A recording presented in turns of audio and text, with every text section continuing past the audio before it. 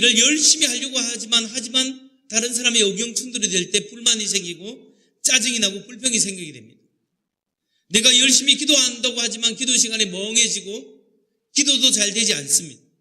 교회 교사로서 또 직분자로서 하나님의 일을 기쁨으로 섬겨야 되는데 기쁨이 아니라 그냥 의무감으로 그저 그렇게 하다가 매일 주일 아침이 되면 오늘도 교회 가야 되나, 그냥 당신 혼자 갔다 와, 이런 생각이 드는 분은 없으십니까? 오늘 우리가 그리스도인으로서 마땅히 성리의 삶을 살아야 하는데 우리가 성리의 삶을 살지 못하는 이유가 무엇이겠습니까? 우리가 성령 충만해서 성령 충만한 삶을 살아야 되는데 성령 충만한 삶을 살지 못하는 이유가 어디 있겠습니까? 예수님을 우리 가운데 모셔서 우리의 주님으로, 우리의 왕으로 모실 때 주님이 드러나야 되는데 교회 일을 할 때 내가 드러나는 이유는 무엇일까요? 바로 그 이유는 나의 의지로서 신앙생활을 하려고 하기 때문입니다. 나의 자아가 살아있기 때문에 그렇다라는 사실이에요. 오늘 우리는 이 문제를 좀 더 자세히 알기 위해서는 창세기 3장으로 가봐야 합니다. 창세기 3장에 어떤 사건이 나옵니까? 하나님의 말씀에 불순종하여 아담과 하와가 하나님이 금하신 선악과를 따서 먹는 인류가 타락하는 사건이 나옵니다. 우리가 이 사건을 읽으면서 선악과를 따서 먹은, 과일 하나 따서 먹었다 해서 이것이 큰 죄가 되겠습니까? 과일 하나 따서 먹었다 해서 우리가 뭘 영원히 죽을 죄를 지은 것이 되겠습니까? 그런데 우리는 여기에 대한 신학적 의미를 알아야 됩니다. 그냥 아담과 하와가 선악과를 먹은 것은 단순히 과일 하나 따서 먹은 잘못을 저지른 그런 사건이 아닙니다. 이것은 신학적으로 볼 때 하나님의 말씀에 대한 불순종인데 인간이 하나님에 대한 선언입니다. 어떤 선언이냐 하면 하나님 필요 없습니다. 하나님이 내 인생은 내 것이기 때문에 내 마음대로 살겠습니다. 이제는 내 뜻대로 살겠습니다. 하나님 필요 없이 내가 주인 되어 내 마음대로 살겠습니다라는 인간이 하나님에 대한 선언입니다. 여러분, 인간이 하나님과 선언해버리면 하나님이 어떤 분이에요? 생명의 근원이, 하나님으로부터 모든 생명이 났는데 생명의 근원인 하나님과 단절돼버린 거예요. 하나님이 진리이십니다. 우리 인간은 진리를 놓치고 각자 자기가 원하는 대로 살아가게 됩니다. 하나님이 인생의 참된 의미예요. 근데 그 하나님과 분리되어서 내 마음대로 살아가기 때문에 참된 의미가 없이 그냥 열심히 달려왔지만 인생의 허물을 느끼게 되는 거죠. 여러분, 하나님과 상관없이 내 마음대로 살아갔다고 할 때 어떤 일이 생기냐면 하나님과 분리되는 일이 생기는 거예요. 하나님이 생명인데 하나님의 생명과 분리되면 우리는 하나님의 영생의 혜택을 받을 수가 없어요. 그래서 우리가 육신으로 살아가고 있지만 하나님과 분리된 상태로 살아가는 사람은 그 영 속에 하나님이 없어요. 하나님이 없이 지내다가 육체가 죽으면 하나님과 영원히 분리되는 거예요. 하나님과 영원히 분리되는 것이 뭐냐면 바로 이것이 지옥입니다. 하나님과 영원히 분리되면 하나님의 혜택과 하나님의 은혜와 하나님의 자비를 전혀 받을 수가 없어요. 그것이 인간에게 엄청난 고통이요, 그것이 영원한 죽음이라는 사실이에요. 근데 여러분, 우리가 예수 믿는다는 게 어떤 뜻이에요? 예수 믿는다는 것은 하나님과 상관없이 내 마음대로 내 뜻대로 내가 하고 싶은 대로 살아가는 삶을 하나님 앞에 회개하고 돌이키는 겁니다. 하나님이 필요합니다. 하나님이 내 인생에 필요합니다. 주님이 나의 삶의 주인입니다. 내가 내 뜻을 포기하고 주님의 뜻대로 살겠습니다라고 고백하는 거예요. 그래서 자신의 죄악을 하나님께 회개하고 주님 뜻대로 살기로 했네, 주님 뜻대로 살기로 했네, 뒤돌아서지 않겠네. 이제 하나님이 나를 위하여 대신 죽으신 그 예수 그리스도가 하나님의 아들이시고 그분을 나의 삶의 주인으로, 나의 하나님, 나의 주님으로 내가 모시면서 살겠습니다. 나의 삶의 우선순위는 주님이십니다 라고 고백하는 삶이 예수 믿는 삶이에요. 그러니까 예수 믿는 사람들의 삶의 주인은 누구라고요? 주님이십니다. 내가 아니라 주님이시다, 이래 하나님이십니다, 이 고백한 사람들이 예수 믿는 사람이에요. 그런데 우리가 그렇게 신앙생활을 하다가도 주님이 나의 삶의 주인이 되어야 되는데 살며시 내가 내 삶의 주인 되어서 하나님 내가 믿지만 하나님 이 중요한 일은 내가 결정하겠습니다. 하나님 이거 너무 중요하기 때문에 이건 내 마음대로 하겠습니다. 하나님을 제쳐주고 내가 도리어 내 인생의 주인 되어서 내 자신을 이끌어가는 모습을 우리가 보지 않습니까? 하나님이 나의 삶을 이끌어가야 됨에도 불구하고 내가 내 인생을 이끌어가는 옛 사람, 내 마음대로 살아가고 내가 하고 싶은 대로 살아가던 옛 속성이 내 안에 되살아나 나를 이끌어가는 삶이 바로 자아의 삶이에요. 이게 육신적인 그리스도인의 삶이고, 여기는 하나님이 역사하지 않고 여기는 내가 열심히 신앙생활하고 하지만 내 자아가 나를 이끌어가기 때문에 내가 칭찬받지 못하면 화가 나는 거예요. 내가 영광스럽고 내가 드러나지 않으면 실망하게 됩니다. 여러분, 이 자아가 죄의 뿌리입니다. 이 자아가 해결돼야 됩니다. 이 자아는 옛 사람 육신의 소욕을 성취하고자 하는 나의 욕구입니다. 따라서 이 자아가 죽어져야 합니다. 이 자아가 처리돼야 합니다. 그렇다면 여러분, 어떻게 이 자아를 처리할 수 있을까요? 그 해답은 예수 그리스도의 십자가입니다. 예수 그리스도의 십자가는 두 개입니다. 이것은 예수님이 두 번 십자가를 짓다는 게 아니라 하나의 십자가를 지셨지만 그 속성은 이중적 속성이 있다라는 말입니다. 우리에게 주어진 첫 번째 십자가가 무엇이겠습니까?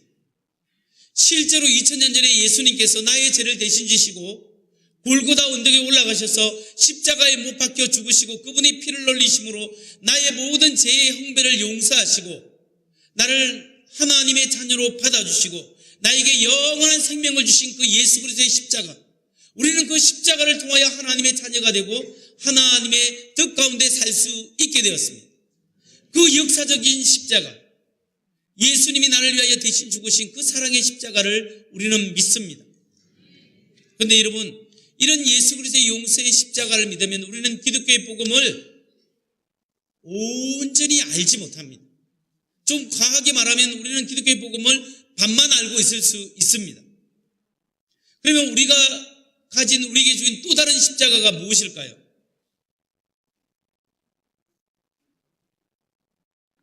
우리에게 주어진 또 다른 십자가는 내가 죽은 십자가입니다. 나도 예수님과 함께 십자가에 못 박힌 그 십자가입니다. 2000년 전에 예수님이 나의 죄를 대신해서 십자가에 못 박혀 죽으실 때 오늘 내 마음대로 살아가고 내 뜻대로 살아가고 내가 원하는 대로 살아가는 나도 예수님과 함께 죽었다는 사실입니다. 나의 자아는 나의 옛사람, 나를 기쁘게 하고 내 욕구를 따르고 내 욕망을 따라가는 삶은 예수 그리스도 안에서 이미 죽었다는 사실을 성경은 선포하고 있습니다. 갈라디아서 5장 24절 말씀 보십시오. 그리스도 예수의 사람들은 육체와 함께 그 정욕과 탐심을 십자가에 못 박았느니라. 예수의 사람들은 그 육체와 함께 정과 욕심을 십자가에 못 박았다고 우리에게 말씀하시는 겁니다. 뿐만 아니라 로마서 6장 6절 말씀, 우리가 알거니와 우리 옛사람이 예수와 함께 십자가에 못 박힌 것은 죄의 몸이 죽어 다시는 우리가 죄에게 종노릇 하지 아니하려 함이니, 우리 옛사람이 나를 기쁘게 하고 나를 원하는 나의 욕구대로 살아가고자 하는 옛사람은 예수와 함께 십자가에 못 박혔다고 우리에게 선언하고 있는 겁니다. 이게 무슨 말입니까? 2000년 전에 실제로 예수님이 나의 죄를 대신 지시고 십자가에 못 박혀 죽으셨을 때 나의 자아도 나의 육신을 위한 삶, 나의 영광을 위하고 나의 성공을 위하고 내 자신을 드러내고자 하는 모든 나는 예수와 함께 죽었다고 성경은 선언하고 있는 겁니다. 우리가 이것을 믿고 고백하고 선포해야 합니다. 나는 예수 그리스도와 함께 죽었습니다. 예수 그리스도와 함께 나의 자아가 죽었다고 고백하는 사람만이 예수님과 함께 새 생명 가운데서 부활할 수 있는 그 은혜를 경험할 수 있는 겁니다. 여러분, 우리가 오늘 세례를 받았지 않습니까? 세례를 받았다는 것은 원래 세례가 바프티즘이 침례를 말하는 겁니다. 물에 잠기다라는 뜻이죠. 초대교회에서 물을 잠겨서 예수님이 세례를 주었습니다. 물론 아주 초기 교회 중에 물이 없는 경우는 우리처럼 이렇게 물을 뿌려서 세례를 준 것도 초기 교회에 있었습니다. 그러나 원래 세례의 의미는 물에 잠기다라는 거예요. 왜 잠깁니까? 나의 육신적 생각과 욕망이 나의 자아가 예수와 함께 물에 잠겨 죽고 이제 예수님과 나의 살아나는 것은 물에서 일어나는 것은 내 안에 계신 예수님이 살아나셨습니다. 이렇게 고백하면서 나의 주인은 주님이시오 내 안에 주님이 사십니다. 이 고백으로 세례를 받는 거예요. 여러분, 그렇기 때문에 여기 모인 세례받고 주님의 자녀가 된 우리는 고백해야 합니다. 주님, 나는 죽고 주님이 사셨습니다. 주님이 나의 삶의 주인입니다. 이 고백이 여러분에게 있으시기를 주의 이름으로 축원합니다. 제가 대학교 2학년 때 이 말씀을 통해서 영적인 회복이 일어났고 재혼신이 일어났는데 하나님이 저의 삶을 통해서 이것을 다시 리마인드, 되새김질할 수 있도록 상기할 수 있도록 인도해 주셨습니다. 이게 언제냐면 제가 군대 갔을 때였습니다. 저는 대학교 2학년을 마치고 군에 입대를 했습니다.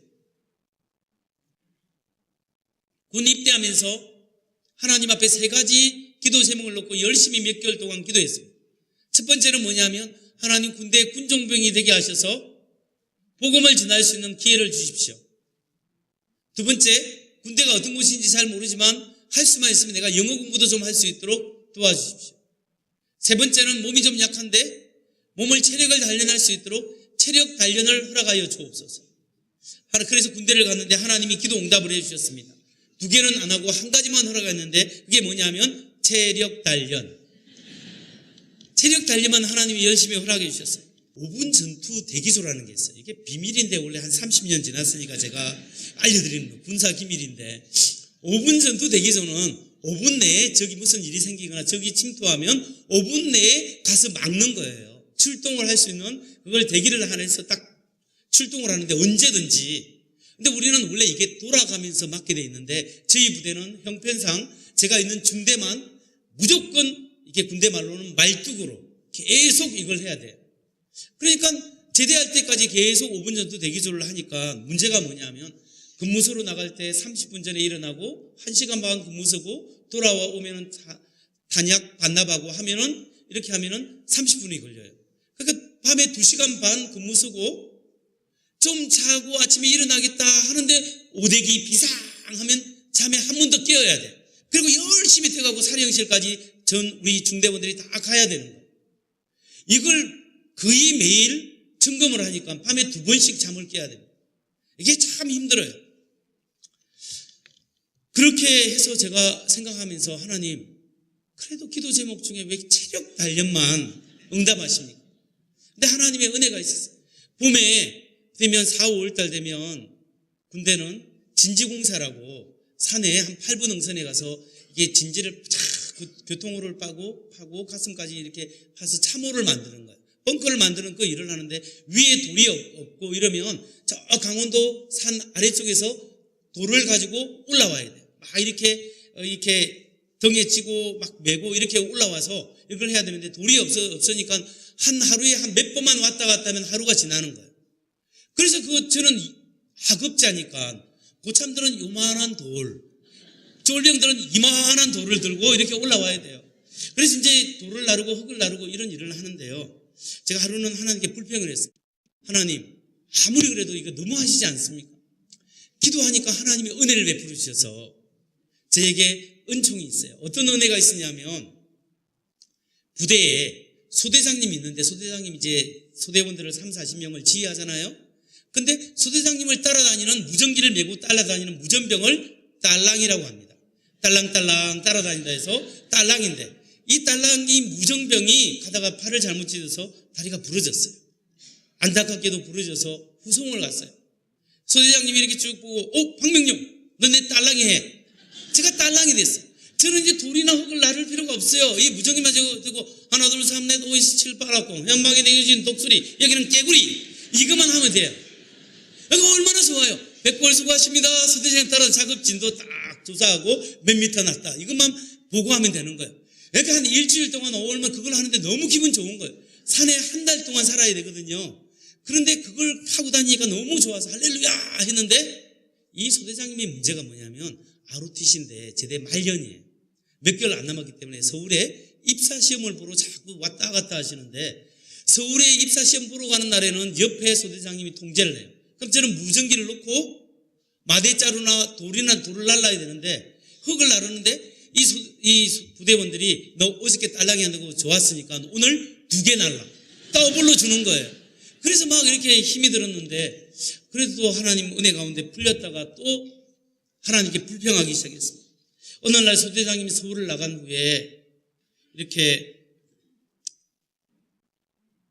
저녁에 다른 사람은 7, 8명이 자는 텐트를 치는데 저는 소대장님하고 자니까 2세 명이 잘 수 있는 A형 텐트라고 작은 텐트를 치고 이제 자는 거예요.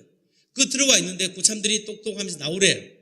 오늘 니네들이 열심히 돌을 들고 뛰어다니지 않았기 때문에 바타를 이제 맞는 거예요. 이제 몽둥이를 맞고 난 다음에 벌을 쓰고 난 다음에 이제 들어왔어요. 들어오니까 너무 이제 이게 서러운 거예요. 그래서 서러워서 이제 있는데 무전기 날라서 삐삐삐 날라서 무전을 받아보니까 옆 부대에 초 때문에 산불이 났기 때문에 초를 다 거두어서 중대본부에 저 아래쪽에 가서 갖다 내라고 하는 거예요. 그래서 돌아다니면서 각 텐트별로 초를 다 모아서 다 내고 2개만 남겨두었어요. 소대장님 텐트에 2개를 남겨둔 것은 작전 지도를 보고 이렇게 계획을 작성해야 되니까 초를 일부러 제가 2개를 남겨두었어요. 그리고 다 반납하고 돌아오면서 초에다가 화장지에다가 초를 꽂고 성경책을 봤어요. 소대장님 없으니까. 성경을 보면서 기도를 하는데 성경이 눈에 안 들어와. 또 원망이 일어나요. 하나님 아버지 나에게 왜 군대 오기 전에는 기도하는 것마다 그렇게도 잘 들어주시더만 이 군대 생활에는 이 기도가 하나도 안 들어주시고 하나님 아버지 하면서 이 생각이 나는 거예요. 그러면서 옛날에 하나님이 기도 응답해 주신 것들이 하나하나 생각나기 시작하는 거예요. 그러면서 그때 기도했습니다. 하나님 내가 하나님이 살아계심을 믿습니다. 하나님이 나와 함께 하신다는 것도 믿습니다. 근데 하나님 이 군대 생활에도 나와 함께 한다는 사실을 나의 피부로 느낄 수 있도록 하나님 좀 도와주십시오. 하나님 나의 피부로 느낄 수 있도록 하나님 좀 도와주십시오. 간절히 기도하다가 지쳐서 그냥 잤습니다. 솜 침낭을 안에 하고 추워요. 4, 5월 때도요. 제 침낭에 소대장님 안 계시니까 소대장님 침낭 2개를 딱 겹쳐서 베개를 베고 딱 잠을 잤습니다. 근데 그날 밤에 서울 나갔던 소대장님이 돌아온 거예요. 저는 8분 응선에 있는데 소대장님은 저 산 아래쪽에 온 거예요. 근데 저녁에 늦었기 때문에 장교들 자는 숙소에 그냥 주무셨는데 밤 12시가 넘어서 왠지 제가 보고 싶더래요. 왠지 제가 보고 싶어가지고 그 밤에 후레쉬 하나만 들고 강원도 산 길이 제대로 없어요. 그 계책에서 와야 되는데 그 길을 뚫고 산 8분 응선까지 올라왔어요. 진지까지 올라오니까 사람들이 보초병이 항상 보초를 쓰고 있어야 되는데 피곤해서 자고 있는 거예요. 그러니까 내일 니네들은 죽었다. 이제 하고 제 텐트로 딱 오면 항상 하는 게 뭐냐면 박명용 이름을 부르면 제가 5분 전투 대기죠. 그게 습관이기 때문에 뻘떡 일어나서 밖으로 나와서 백골 선생님 오셨습니까? 이렇게 모셔드려야 되거든요. 박명용 불렀는데 대답이 없어요. 박명용 불렀는데 대답이 없어요. 그래서 그 A형 작은 텐트에 독다기를 딱 여니까 연기가 확 안에 가득 차가지고 확 나오더래요. 그래서 소대장님이 제가 질식해서 죽은 줄 알고 침낭채로 발목을 잡고 뒤로 밖으로 끄집어냈어요. 그래서 침낭을 내리고 제 뺨을 툭 치는 거예요. 저는 모르고 하다가 눈을 떠보니까 소대장님이 백골 소대장님 오셨습니까? 인사를 했는데 다른 말로 저기 텐트 안을 가르치는 거예요. 텐트 안에 보니까 갑자기 공기가 들어가서인지 모르지만 초가 다 녹아서 그 군대 화장지가 좀 타이트하지 않아요. 해벨레해요. 그러니까 약간 그게 녹아서 스며들어서 불이 붙어가지고 이게 모포에 타고 있는 중이에요. 그래서 그걸 꺼내서 슬리퍼를 신고 발로 밟았는데 안 꺼져요. 그래서 그 옆에 있는 삽이 항상 있거든요. 삽을 들어서 흙을 떠서 그걸 껐어요. 그리고 이제 나는 죽었다 하고 차렷하고 있는데 박명용 하는 거예요. 네, 일병 박명용 분기는 척을 했습니다. 제가 평생 잊을 수 없는 말을 하는 겁니다. 네가 믿는 하나님이 너를 살리려고 나를 보내는가 보다. 네가 믿는 하나님이 너를 살리려고 나를 보내는 것보다.